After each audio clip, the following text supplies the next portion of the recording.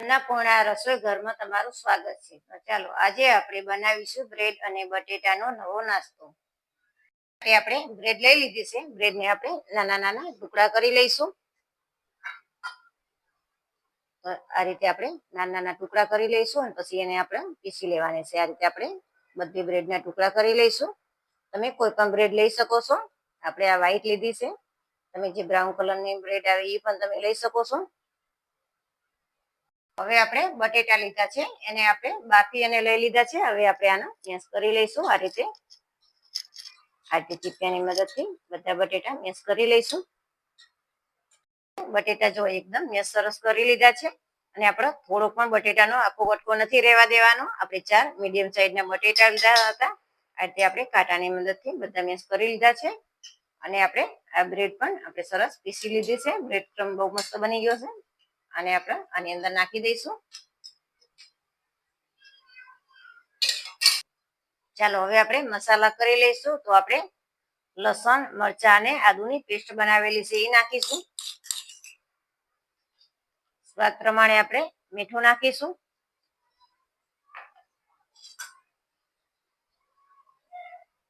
આમચૂર powder નાખીશું 1 ચમચી. આપણે 1 નાની ચમચી આપણે મરી પાવડર નાખીશું. ચીલી ફ્લેક્સ નાખીશું. આની જગ્યાએ તમે લાલ મરચું પાવડર પણ નાખી શકો છો. અડધી ચમચી જેટલી આપણે વરિયાળી નાખીશું, એટલે કે આપણે નાની ચમચી લીધી છે. શેકેલા જીરાનો પાવડર નાખીશું અને 1 ચમચી આપણે તલ નાખીશું. હવે આપણે આમાં કોથમીર નાખીશું. 1 મુઠ્ઠી જેટલી આપણે કોથમીર નાખીશું. ધોઈ અને આપણે કોરી કરી અને લઈ લીધી છે. થોડુંક આપણે ઓરેગાનો નાખીશું. આ બધી વસ્તુ આપણે મિક્સ કરી લઈશું. હવે આપણે આની અંદર 2 ચમચી જેટલો ચોખાનો લોટ નાખીશું. આની જગ્યાએ તમે કોર્નફ્લોર નાખી શકો છો. આનાથી ક્રિસ્પી બહુ સરસ બને છે. હવે આપણે આમાં ચપટી હળદર નાખીશું. હળદર કલર માટે હવે થોડીક જ નાખવાની છે. અને આપણે ધાણા જીરું નાખીશું. અને અડધી ચમચી જેવા આપણે અજમા મસરી અને નાખીશું. હવે આપણે બધી વસ્તુ મિક્સ કરી લઈશું.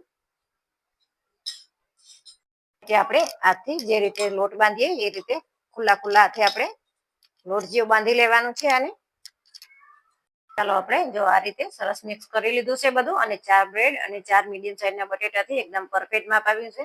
હવે આપણે થોડુંક હાથમાં તેલ લઈશું અને આપણે લોટ તો 2 ચમચી જ નાખ્યો છે.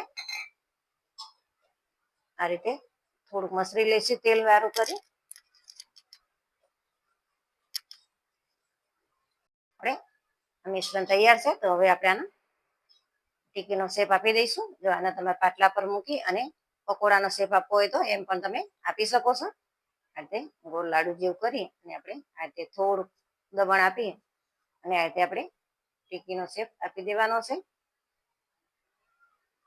આપણે બધી ટીકી બનાવી લઈશું. હવે આપણે બધી ટીકી બનાવી લીધી છે. તેલ ગરમ થઈ ગયું છે. તેલ આપણે એકદમ ઓછું મૂક્યું છે. હવે આપણે ટીકીને એની અંદર મૂકી દઈશું. આમાં મૂકી દઈશું. આ રીતે આપણે ઉપરથી થોડુંક તેલ નાખીશું એટલે ઉપર નીચે બંને બાજુ સરસ કૂક થાય. હવે આપણે આને પલટાવી લઈશું.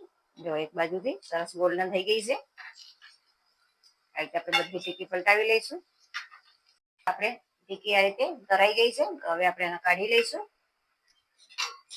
આ રીતે આપણે બધી ટીકી બનાવી લઈશું. ટીકી બધી તરાઈ ગઈ છે. તો હવે આપણે ચટણી બનાવીશું. તો એની માટે આપણે કોથમીર લીધી છે 1 વાટકી. પુદીનાના પાન અને લીમડાના પાન બંને ધોઈ અને આપણે ભેગા લઈ લીધા છે. 3 આપણે લીલા મરચા લીધા છે. આદુનો કટકો અને 4-5 લસણની કળી લીધી છે. આપણે મિક્સર જારમાં નાખી અને ચટણી બનાવી લઈશું. દાળિયા નાખીશું નાની વાટકી જેટલા.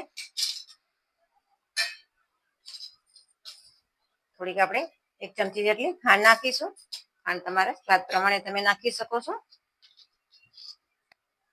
અડધી ચમચી આપણે સંચર મીઠું નાખીશું અને સ્વાદ પ્રમાણે આપણે રેગ્યુલર મીઠું નાખીશું. અડધી ભાડ આપણે લીંબુ નીચોવીશું આની અંદર. હવે આની અંદર થોડુંક પાણી નાખી અને આપણે હવે પીસી લઈશું. આપણે જોઈ લઈએ, જો મસ્ત ચટણી બની ગઈ છે. આમાં જો તમારે હજી થોડીક ઢીલી જોતી હોય તો થોડુંક પાણી તમે નાખી શકો છો. ચાલો, બટેટા અને બ્રેડ નો આપણો નવો નાસ્તો તૈયાર છે. તો તમને આ રેસીપી વિડીયો ગમ્યો હોય તો લાઈક કરો, શેર કરો અને સબસ્ક્રાઇબ કરવાનું ભૂલતા નહીં.